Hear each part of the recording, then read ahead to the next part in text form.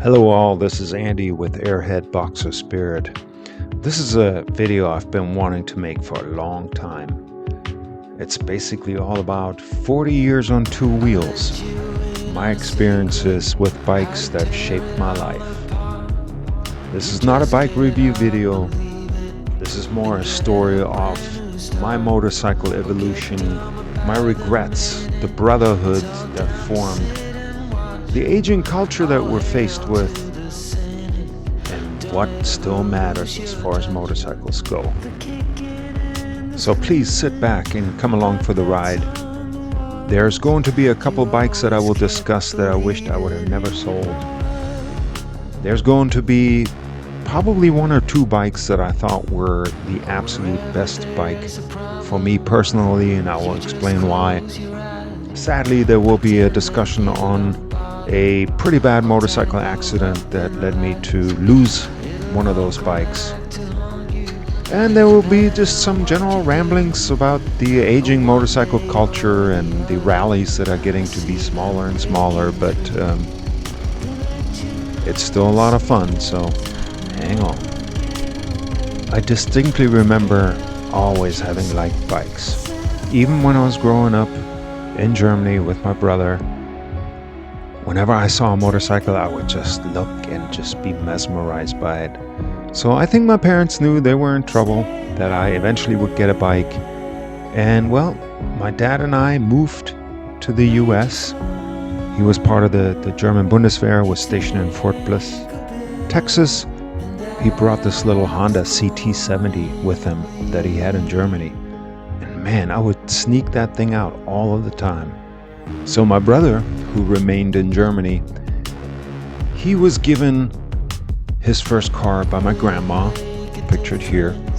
Well, in return, she gave me some money towards a motorcycle. Since I was now here in the States, I needed some transportation to get to college with. So one afternoon, my dad called me and said, "Hey, I found this bike on base. I'm going to come and get you so that we can check it out." And with that pretty much changed my life. We purchased this motorcycle, and from there on it was pretty much just transportation to and from UTEP University. And aside from just going to and from school, I now had my own wheels. I was totally independent and could visit my friends.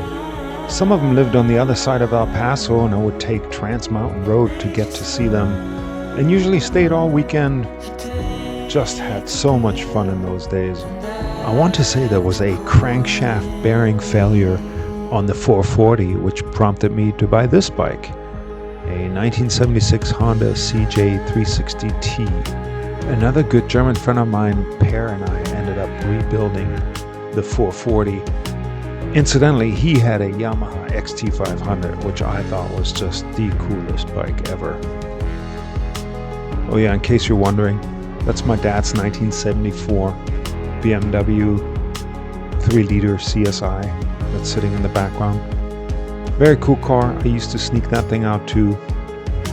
But back to the bikes, I have no idea what I did with the Kawasaki 440 or the Honda CJ360T. There then was a brief lapse in active motorcycle experience when I joined the military. Moved to Fort Bragg, North Carolina. That's where I was stationed with the 82nd Airborne Division. But then also did have some, steady income, I suppose. And decided to buy my next bike, which was this awesome Kawasaki Z1-R 1000. Which, in hindsight, I should have never sold. It was not a great touring bike, but, it was great for putzing around, tooling around. I got involved in some local amateur drag racing and did a few modifications to the bike. Met a couple other Army guys that also loved the old KZ900s or 1000s. I did take this bike with me when I left Fort Bragg and moved to Fort Smith, Arkansas. Through my new employer there, I ended up meeting this lady, Brenda, and subsequently her boyfriend, John, who was an avid motorcyclist as well. We became fast friends. He had a pretty cool KZ650 that he made some modifications on that I really liked, especially as it pertained to the seat. So I did that. He was also beginning to be a bit of a collector, and I helped him get this. I can't remember the year, but it was a Moto Guzzi Le Mans, which is a very, very cool bike. So we went to Oklahoma and purchased it and rode it home. And all of this is important because I ended up buying a bike from him. But more on that in just a little bit. The reason why I'm saying I should have never sold this bike is not because it was a particularly great bike, but it is highly collectible, as I'm finding out now. And some of the prices this thing is fetching on Bring a Trailer and some other sites is remarkable. My fourth bike was a 1981 Kawasaki KZ1000J. And it literally is so unremarkable that I cannot say anything about it. All I know is I took it to California with me when I moved and I sold it there. So my fifth bike and first BMW was this 1976 R60/6. And I thought it was a bit underwhelming. It was pretty slow. You know, it was, I guess, more used to the speeds of the Z1-R 1000. But I did travel a bit with this bike. It never let me down. I would only come to appreciate the simplicity of the Airheads much later in my motorcycling career. When I initially had this bike, it actually swore me off of BMWs for years. Hate to say it, and I know I'm probably going to catch some flack for it, but that was just, I was a young man, and it wasn't quite my style, I suppose. And just like that, here came the big reset. I don't remember if it was in 1991 or 1992. I essentially packed up all my crap, including 3 motorcycles, and moved to California. And as such, I needed a car to go on job interviews with, so I decided to sell all 3 bikes, the BMW, the Z1-R, and the KZ1000J. So got myself a nice Super Beetle, Volkswagen, which was great, and didn't have a motorcycle for a little while. I also moved in as a roommate with this guy Michael. We're still great friends today. And while I lived with him, I made some changes to the VW, resprayed it, just the things that kids do, I guess. I distinctly remember always having gotten my motorcyclist magazines. I had a subscription, and the magazine would always disappear, and Michael would have it.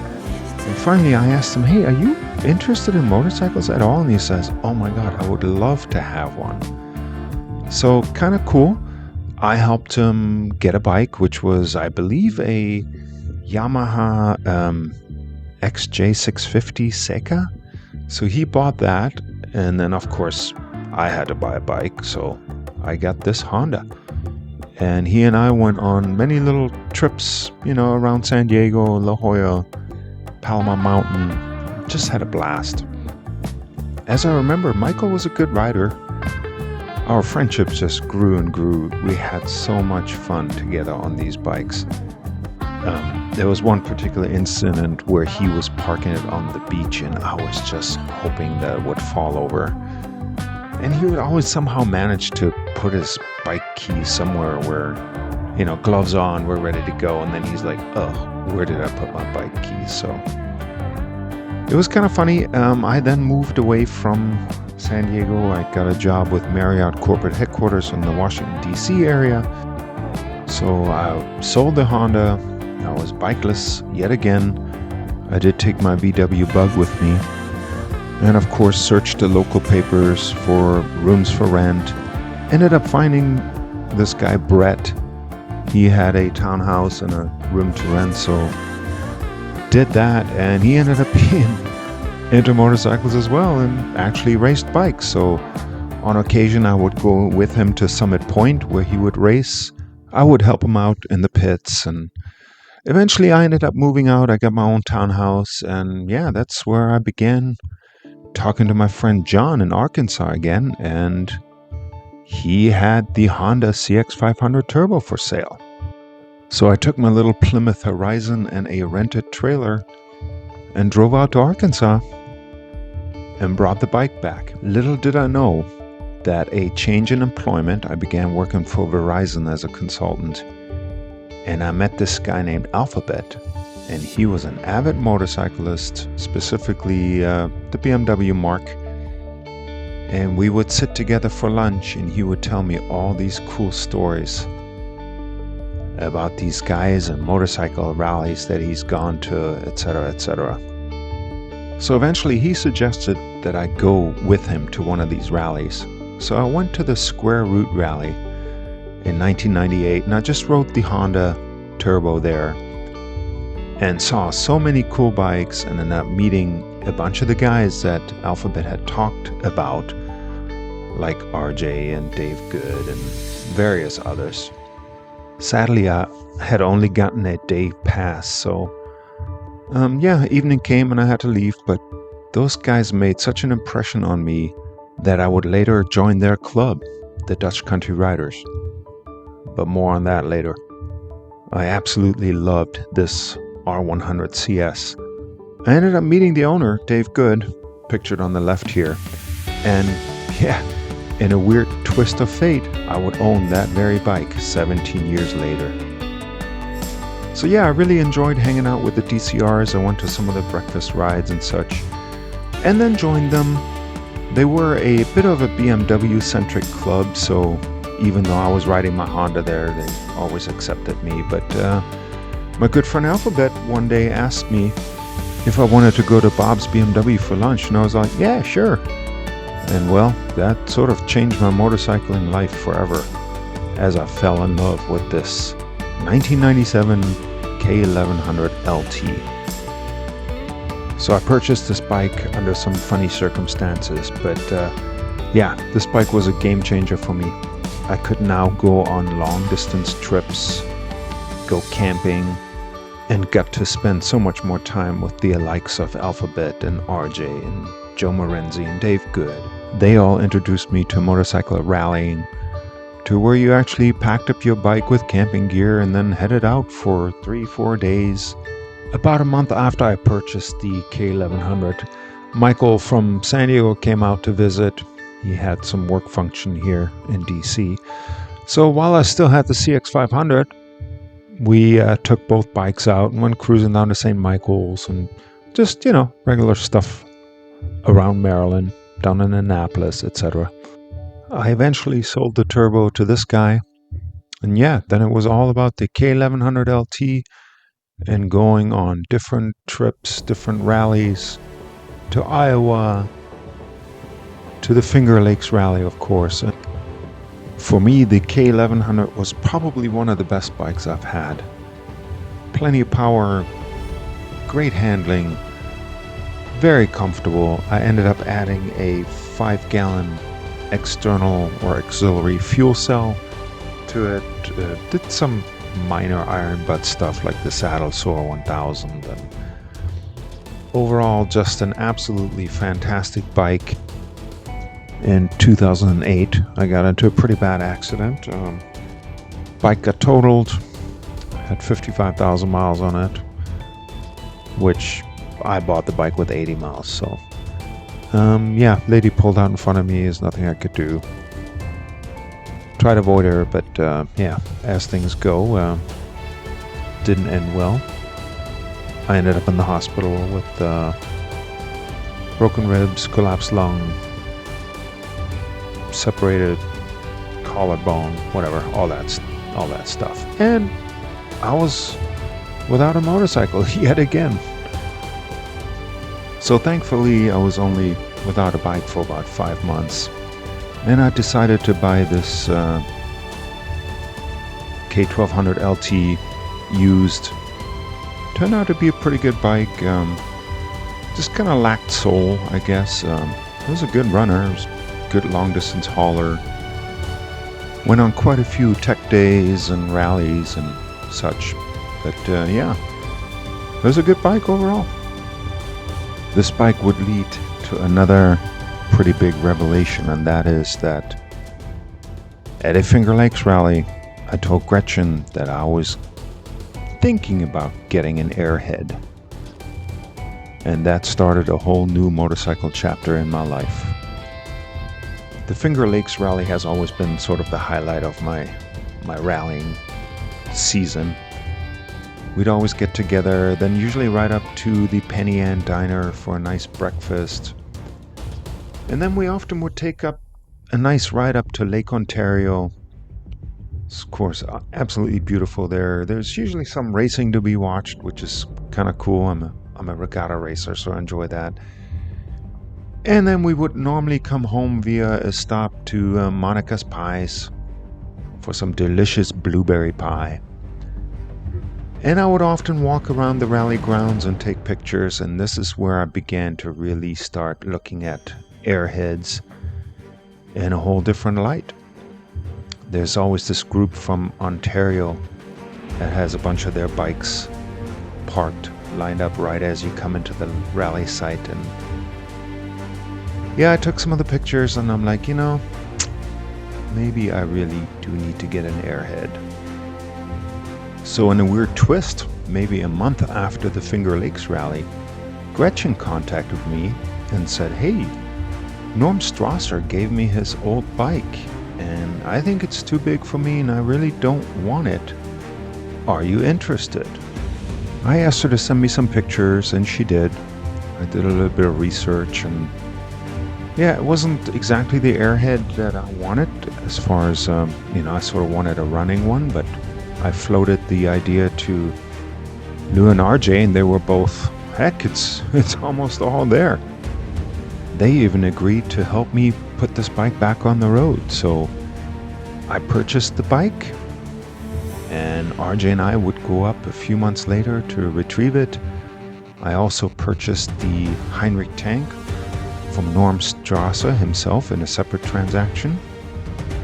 And we brought the bike down to Lou's garage in Pennsylvania, and that is where the resurrection of that bike began. Oh, and I also got the original fairing from Joe Marenzi. That was instrumental in making this bike as original as we possibly could. Little did I know the brotherhood that would form over the next 10 months while we built this bike. There, of course, was many help from other folks like Randy Long and Dan King and, you know, the guy that powder coated the frame, etc., etc. But I will always be thankful for Lou and RJ for what they have done as it pertains to this bike. Absolutely amazing. So our main goal was to have this bike finished by the Finger Lakes Rally in 2015 so that Norm Strasser could see his old bike. And we got that done. Since this bike re-entered the rally scene, I've ridden it to Texas and back with RJ. It's been to the 40th anniversary of the R100RS, where Hans Muth signed this bike for me. I still own the bike today and I plan to never sell it. There are quite a few R100RS related videos on my channel, just go check them out. In addition, you will find some other Airhead and motorcycle related content. Alright, but to get back to 2015. So the R100RS is still resurrected. I have the K12 and Lou, RJ and I, we're going to Iowa. And in Ohio, at our first hotel, Lou had a problem. He had an open rotor, and I really begin to appreciate the Airhead community, how quickly they helped each other out. And party rider Dick Leaf brought another rotor to us to Ohio, and we were going on about our way. Out, isn't it, RJ? Not really. Really? Not really? For future Airhead owner, Better be the guy bringing the parts. Yeah. Because then you get adulation and You get to be the hero. It's true. So what we have here is one R80 with a minor issue up in here. The issue is called a dead open rotor. So All I can say is once you put your new rotor in your bike, yeah, your bike better be able to run and get out of my garage pretty quick. I had issues with my bike as well. The rear tire was split. So Don and Lou arranged for me to get a new Harley-Davidson tire of all things. Got to spend the night at Don's, had a wonderful dinner, and then the next day checked out the Cord Auburn and Duesenberg Museum before heading on to Iowa, where unfortunately Lou's bike broke down again, and Don, Beveridge, and Lou came to our rescue this time.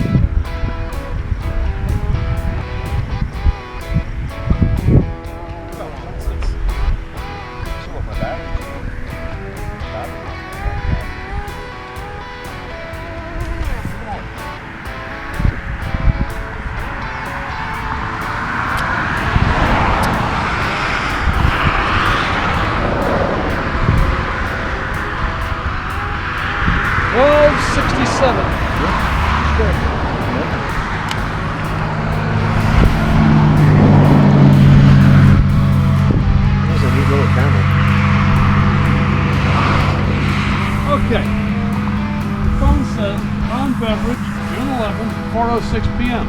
Is that, what time is that? Local time? that's a good question. Yeah, time here, I would imagine, right? Okay. So the phone has changed. So he should be leaving in about It is 12 minutes. 5 o'clock. It is 5 o'clock now. And this says that he left at 4:06. He's been on the road for an hour. He left at 4:06. When he called, his last call, he says, I'm on the road. I'm leaving right now. And that was, my phone says 4:06. That was 4:06 local. He should be here around 6.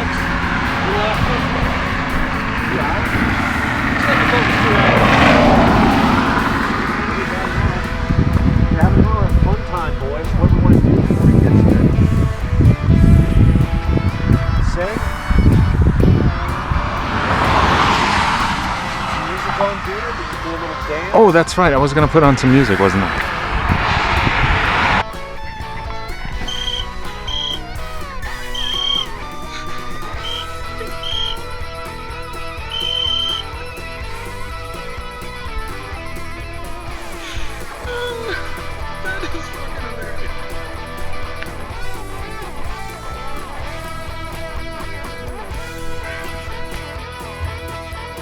Don and Lou arrived with the part, I think it was a coil, and we then had a horrible ride to the Iowa rally in wind and rain. So just returned from the Iowa rally. The R100RS is still being worked on. And Dave Good contacts me and mentions that he's got the black R100CS for sale. The same bike that I saw at the Square Root Rally in 1998. So wheels are churning, and yeah, I found a way to buy that bike. So the collection of Airheads is now growing.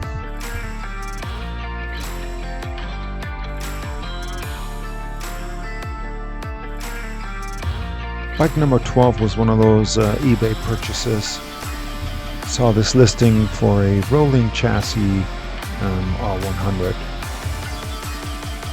So I decided to put a bid on it, and of course I won the bid, and then had to go to Asheville, North Carolina. So I took my truck and my trailer down there and picked it up. It came with a few parts, and yeah, I was hoping to maybe make that into a scrambler at some point. And yes, another eBay purchase. I saw this bike on eBay. It came from a guy in Connecticut. Ended up talking to the seller, felt him out, had a pretty good feel that this was going to be a good buy. So took my truck and trailer, drove up to New Haven, Connecticut area, or Deep River I think is where it was, and got the bike. brought it home, did some work on it. Pretty cool bike. Really enjoyed having it.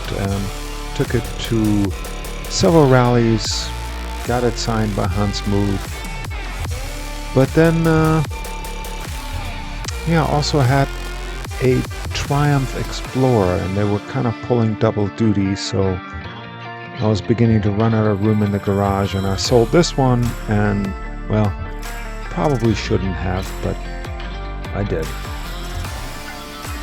The Triumph came to me as a total fluke. I had the GSPD front wheel that was leaking air, so I wanted to put an inner tube in it, and I went to the local Rommel Harley-Davidson dealer here in Annapolis and talked to the service manager and said, hey, I need you to put this inner tube in this spoked front wheel. And he just looked at me and said, what is this off of? And I'm like, well, it's off of the BMW. And he said, well, we can't work on that. And then proceeded to tell me, well, but you might try Chesapeake Cycles just down the street. So I did. And of course, while they're waiting, they were immediately ready to do it for me. I saw this bike and I purchased it. Needless to say, Rommel Harley-Davidson in Annapolis is no longer in business. I wonder why. Yeah, I've had the Triumph for, what, 8 years now. It's been a good bike. I've taken it to many rallies and events, and I guess my only concern really is the limited fuel mileage, or the fuel range.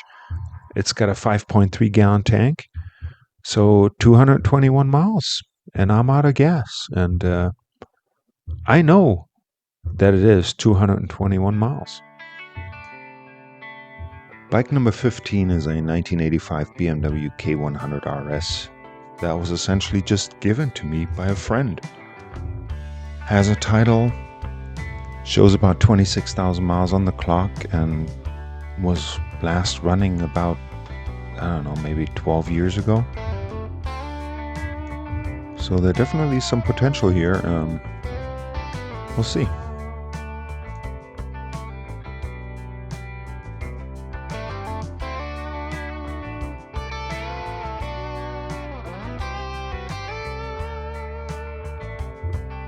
My 16th bike has been a dream bike for me for just about as long as I've known Dave Good. He, as you remember, has the black, or had the black R100CS, which I purchased a few years ago. Well, this particular bike is the one that I've always wanted to have, and yeah, finally he presented me with an opportunity to purchase this bike. I did just that. My buddy Lou and I traveled to Arkansas to get the bike, and yeah, it's in my fleet now, and love the bike. It needs a little bit of work, but very, very happy to have it. And I suppose this leads me into the next segue of the declining motorcycle ridership and ownership. I think COVID, for one, had a huge impact on specifically the BMW riding community as far as rallies went. And the rally circuit was pretty much shut down for 2 years, and well, I don't think it fully recovered. Even before then, though, there was just no young blood coming to these rallies. It was literally the same guys and gals on presumably mostly the same bikes. So every year they were a year older, the bike was a year older. Then of course there was a huge time frame when every rally just became a big GS rally anymore. I mean, great, you know, they're wonderful bikes, but it's beginning to be rarer and rarer to see Airheads at these rallies. I'm very sure another factor is the prices of bikes these days. Couple that with the high interest rates, I'm just not sure that people have the loose cash laying around for essentially a toy. So yeah, we need some young riders, which they have no desire of being out there camping and hanging out with a bunch of old people. I suppose my only regret is that I entered motorcycling just a little bit too late. And as far as the BMW rallying goes, yeah, I think in the 80s and the 90s, that was the heyday. And unfortunately, I kind of missed that window by beginning to rally in 1998, and then I took a hiatus for about 10 years, unfortunately. So anyway, I hope you did like this video. Please give me a like and a subscribe. Here now is my last and final bike, for now anyway. A 1984 K100RS that is pretty much just going to be a parts bike for the other K100RS.